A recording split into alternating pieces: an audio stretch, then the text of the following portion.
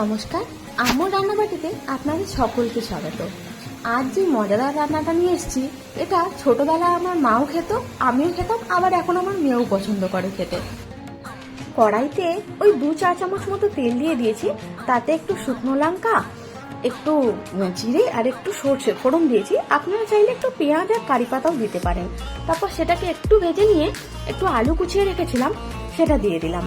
আলুটা মোটামুটি 50% মতো আমি ভেজে নিয়েছি। তারপরে আমি হলুদটা দিয়েছি, হলুদ আর একটু নুন পরিমাণ মতো, শুধু আলুটা ভাজতে যেটুকু লাগবে দিয়ে নিলাম। তারপরে আমি আলুটা আবার মোটামুটি 80% মতো ভাজবো। তারপরে আমি একটু টমেটো কুচিয়ে রেখেছি, সেইটা এই আলু ভাজাটাতে অ্যাড করে দেবো, একটু টক টক ফ্লেভার আসার জন্য।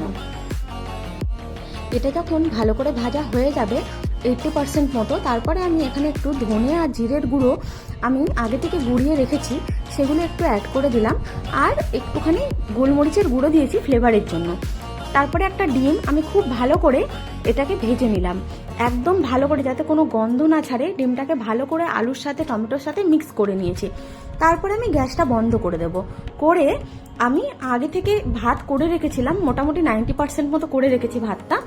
গ্যাসটা বন্ধ করার কারণ, না হলে গ্যাসটা আমার মানে ভাতটা ভাজা ভাজা মতো হয়ে যাবে, সফটনেসটা আসবে না। তাই আমি গ্যাসটা বন্ধ করে মিক্স করে একটু গ্যাসটা চালিয়ে জাস্ট ভালো করে এটাকে মিক্স করে দেবো। ব্যাস হয়ে গেল আমার খাবার রেডি। আমার মেয়ে এটাকে এগ রাইস বলে, আপনারা এটাকে কি বলেন আমাকে একটু কমেন্টে জানাবেন। আর আমার ভিডিও কেমন লাগলো সেটাও জানাবেন। আর আমার চ্যানেলটাকে সাবস্ক্রাইব করবেন আর ভিডিওটিকে লাইক করবেন।